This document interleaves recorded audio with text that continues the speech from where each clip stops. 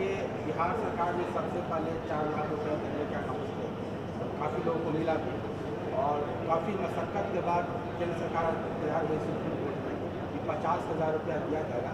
फिर आदेश हुआ यहाँ 4 लाख के अलावा भी 50,000 रुपया दिया जा रहा है।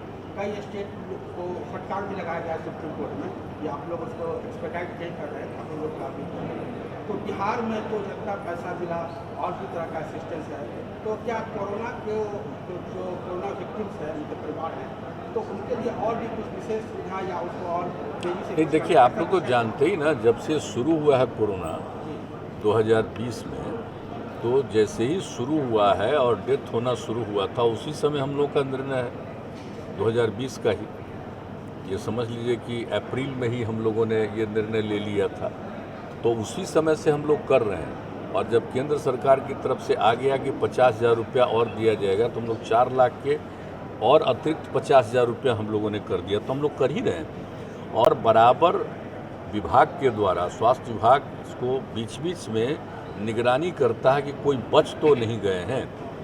तो 2 बार ऐसा किया जा चुका है, तो जो बच गए हैं उनको देने के लिए ये निर्णय ले लिया जाता है।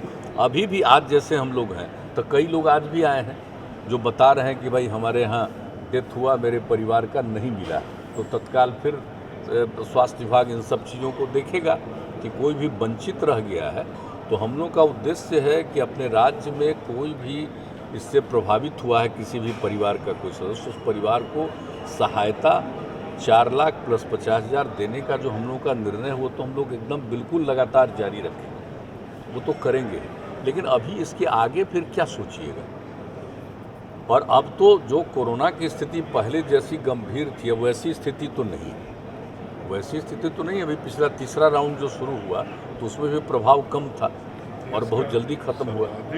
और सबसे बड़ा कि जिसमें हो रहा है, टेस्ट भी हम लोग कर रहे हैं। अब आप देख रहे हैं कि टेस्टिंग जो हमारा राज्य में किया जा रहा है, हम एक बार और आपको बता दिए, जितना टेस्टिंग हो रहा है हम लोगों के यहाँ राज्य में, जितना देश भर में, समझ लीजिए कि जितनी टेस्टिंग है उसकी तुलना में भी ज़्यादा राज्य में टेस्टिंग हम लोग करते हैं। और कोशिश करते हैं, सब लोगों को प्रेरित करते हैं कि टेस्ट कराइए, तो टेस्ट भी हम लोग करा रहे हैं।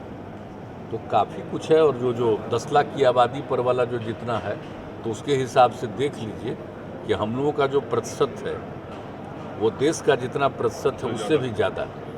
तो हम लोग टेस्ट भी करा रहे हैं। और जहाँ तक आप जानते ही हैं, लोगों का टीकाकरण की बात है, तो उसको भी कितना हो रहा है। अभी भी केंद्र से निर्णय हो गया कि और ज़्यादा 3rd राउंड भी करने के लिए, तो वो भी हो रहा है। तो कोशिश तो चल ही रही है।